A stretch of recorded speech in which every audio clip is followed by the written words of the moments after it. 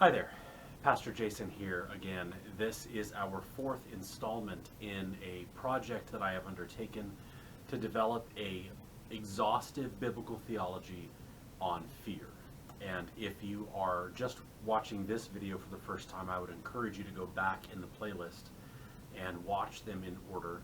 I am not going to be able to take time to recap meaningfully those first three videos before we jump into this one. So I am endeavoring to read everything the Bible says about fear and use Scripture to inform our understanding of what fear is and what we're supposed to do about it. I am about 25% of the way through the project. I've read approximately 150 of the over 500 verses that the Bible has in it as it talks about fear. This will be my first of at least two videos addressing a phrase that I think modern Christianity grossly misunderstands. And that phrase is the fear of the Lord. The Bible tells us over and over again that we are supposed to walk in the fear of the Lord, to live in the fear of the Lord, that the fear of the Lord is the beginning of wisdom. It says of Christ that his delight was the fear of the Lord.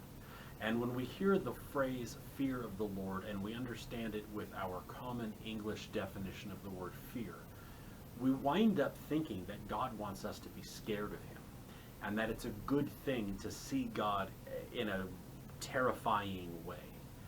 And I got to tell you, that's not at all what Scripture means by that phrase. The fear of the Lord is defined in Scripture as God's ability to change our behavior, his power to make us act the way that he wants us to act. Remember, fear, in the course of this study, I'm defining fear as an overwhelming psychological impulse to change one's behavior or circumstances in response to an outside person or event. Fear is a motivator to act. Fear is not primarily an emotion. I think in English we tend to think of fear as a feeling. I feel afraid. That made me feel scared. But the Bible doesn't treat fear that way. When you are legitimately afraid of something, you don't ever sit around and really connect with your fear. You don't talk to somebody about how, gosh, I'm really feeling afraid right now. No, when you are legitimately experiencing fear, you do something about it. Fear forces you to act. That's the point of fear, is I shouldn't be here. I shouldn't be experiencing this. Let me do something so I'm not in this dangerous path anymore. And so biblical fear is a motivation to change. And fear doesn't give you the mental space to ponder your action. Fear forces your hand. We've already covered this a little bit, but just for the sake of its application to the fear of the Lord, when you are acting out of fear, you are acting out of reflex. You're acting out of instinct, I'll use that word. You haven't had a chance to weigh your options, to pray it out, to seek counsel, to think about the long-term ramifications. When you're acting out of fear, you just do. Which is why fear is almost never wisdom, unless the object of your fear, the motivator of your fear, is God. Because then you have given God the ability to force you to act in a particular way that is not the product of your reasoning, not the product of your rational self, not the product of you being able to draw upon some inner nature. When you act out of the fear of God, you simply act, and you act in concert with the will of God. And that's a beautiful thing. So I'm going to give you two examples in Scripture The first one comes in Genesis chapter 22. This is the story of the sacrifice of Isaac. God tells Abraham to take the child of promise that he has waited decades for, that he loves, that he has wrapped his hope and his anticipation of the goodness of God up in this boy. Take this young man up Mount Moriah and kill him as an act of worship to me. And that goes completely against Abraham's nature as a God-fearer. That goes against Abraham's nature as a father. That goes against Abraham's nature even as just a moral actor. But he does it. He takes his son and the wood and the fire, and they go up the mountain. He lays the wood on the altar. He binds his son. He puts his son on the wood. He raises the knife. And then in verse 11, the angel of the Lord calls to him from heaven and says, Abraham, Abraham. And he says, here I am. And he said, do not lay your hand on the boy or do anything to him, for now I know that you fear God, seeing that you have not withheld your son, your only son, from me.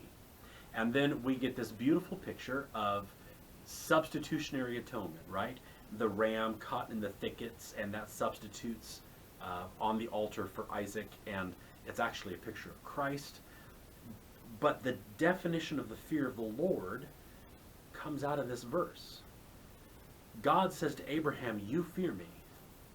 How do we know that Abraham fears God? It's because Abraham acted in obedience to the Lord, completely contradictory to his own nature, desires, will, intentions, hopes. Nothing about that story made Abraham feel good or stoked his ego or brought him joy. None of that. Abraham was completely overwhelmed and obeyed God. That's the fear of the Lord. Now, it is not the will of God that Isaac die. It was the will of God that Abraham demonstrate absolute obedience. And that brought God joy. And it gave us a picture of Messiah as the story played out. One other quick example here, and this I think will help us understand as well. Turn to Exodus chapter 20. Exodus 20 is the giving of the law, the 10 Commandments, and we have the Decalogue given, and at the end of the 10th commandment, which is verse 17, don't covet your neighbor's house, etc. Verse 18, the people respond to what they've just been told. Here in verse 18, 19, and 20, we're going to see three uses of the word fear. It's all the same underlying word, but we have three different cases of the use of the word fear. And I don't mean case in a grammatical sense. I mean like way of using it theologically. Okay?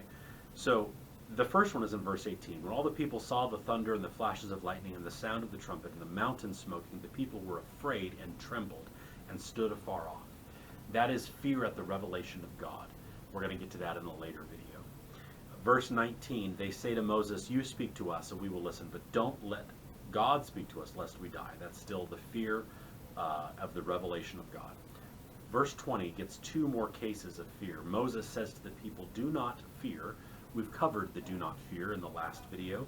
That's always tied to the goodness of God, the accompanying of God in your life, the nature of God, which is constant. And that's the case here. Do not fear. God has come to test you. He hasn't come to destroy you. He's come to test you, to refine you. You can trust his refining, naturing love for you. You don't have to be scared of God, right? Do not fear. He has come to test you, and then here it is, that the fear of him may be before you. So the point of giving the law is that you could achieve the fear of God. But the point is not that you're scared, because he just said, don't be scared, fear God. Which, when it's the same word in the Hebrew, you're like, don't do this, do that.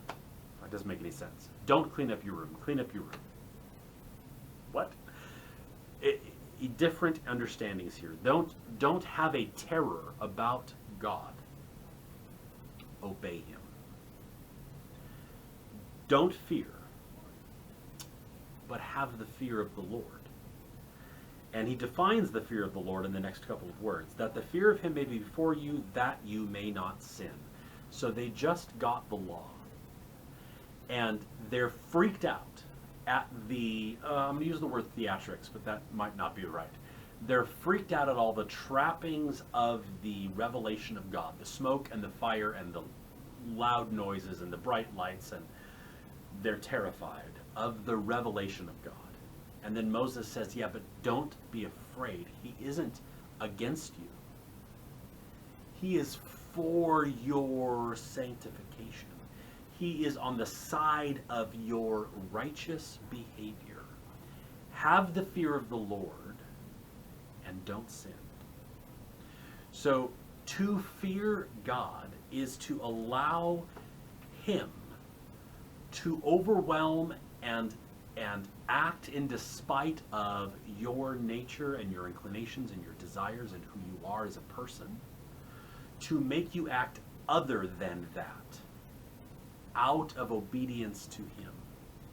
And so when the Bible exhorts us to walk in the fear of the Lord, they are not telling you to be scared of your dad. We have a culture with a lot of broken men in it. And unfortunately, a lot of people see God the way they saw their dad growing up, and maybe that's not a good image. If you were scared of your father, that is not the same thing as walking in the fear of the Lord.